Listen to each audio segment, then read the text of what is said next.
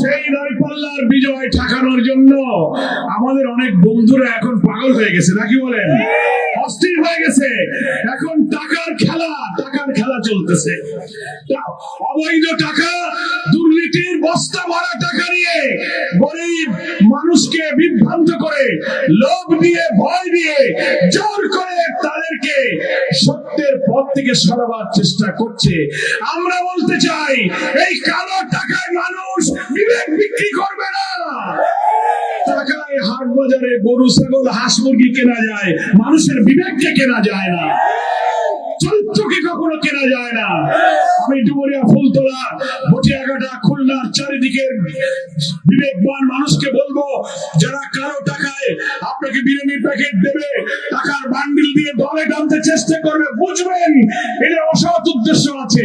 আমরা তো পত্রিকার অনলাইনে দেখতে পাচ্ছি, সেই দলের লোকেরাই বক্তৃতা করে বলছে মনোনয়ন আনার জন্য 100 কোটি টাকা খরচ হয়েছে। কি শুনছেন না? এবং সেই দলের লোকেরাই বলছে 100 কোটি টাকা দিয়ে একজন মনোনয়ন আনছেন, জিতে যাওয়ার পরে 1000 কোটি টাকা আগে উঠাবে। তো আপনারা কি এই কারণে দুর্নীতির সুযোগ কি দেবেন? প্রশ্ন আসে না।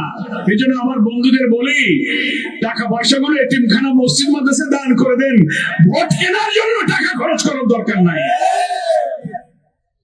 হিন্দু ভাইরা আমার, খুলনা, ডুমুরিয়া, ফুলতলা, বটিয়াঘাটা, দাকব শহর, দৌলতপুর, খালিশপুর, আরংঘাটা অসংখ্য হাজার হাজার লক্ষ লক্ষ হিন্দু ভাইরা আমার আছেন।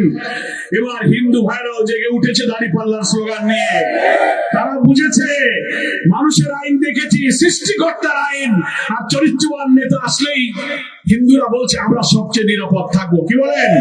আপনারা আমাদের সাথে থাকুন, বিপদে আপদে দুঃখে আমরা আপনাদের পাশে থাকবো ইনশাআল্লাহ। যারা ডিসিআর কেটেছে, ঘের দখল করেছে, বাড়ি দখল করেছে, মন্দির ভেঙেছে, তারা হচ্ছে ওই সব দলের লোক যাদেরকে আপনারা অতীতে ভোট দিয়েছেন। এবার আপনারা দাঁড়িপাল্লায় ভোট দিয়ে দেখুন, সবচেয়ে নিরাপদ শান্তিতে আপনারা বসবাস করতে পারবেন ইনশাআল্লাহ। আমার প্রিয় ভাইরা, প্রশাসনকে আমি নিরপেক্ষ থাকতে বলবো। এই খুলনার প্রত্যেক থানার যারা ওসি আছেন, এসপি আছেন, ডিআইজি আছেন, জেলা প্রশাসন আছেন, সেনাবাহিনীর কমান্ডিং অফিসার যারা আছেন, আগামী নির্বাচন স্বচ্ছ নিরপেক্ষ করার জন্য আমরা সরকারের কাছে ব্যাপকভাবে দাবি করেছি। ইলেকশন কমিশনে আমরা অনেক পরামর্শ দিয়ে এসেছি। এবারের নির্বাচন যদি 14, 18, 24-এর মতো নির্বাচন হয়, জাতির ভাগ্যে দুর্ভোগ নেমে আসবে। ভোট কেন্দ্রগুলো পাহারা দেবেন, ভোটারদের জন্য ভয় ভীতি, কালো টাকা দিয়ে প্রচন্ড চাপ সৃষ্টি করা না হয়। প্রত্যেক দল এবং প্রার্থী সমান সুযোগ দিয়ে যেন নির্বাচনী কাজ করতে পারে। ডুমুরিয়া, ফুলতলা, খুলনা, বটিয়াঘাটা, দেখো প্রত্যেকটি জায়গার ওসিরা নিরপেক্ষ দায়িত্ব পালন করবেন। তা না হলে মনে রাখবেন, আগে যারা দলের পক্ষে কাজ করেছে সেই ওসি, পুলিশ, এসপিরা সব পালিয়ে গেছে। তারা এখন ট্রাইব্যুনালে হাজির।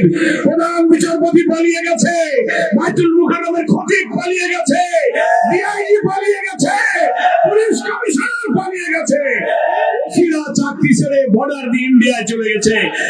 আপনাদের বিরুদ্ধেও যদি সেই অভিযোগ আসে, আপনারা কিন্তু এবার পালাবার পথ পাবেন না। নিরপেক্ষভাবে সব দলকে সমান অধিকার দিয়ে নির্বাচনের দায়িত্ব পালন করতে হবে।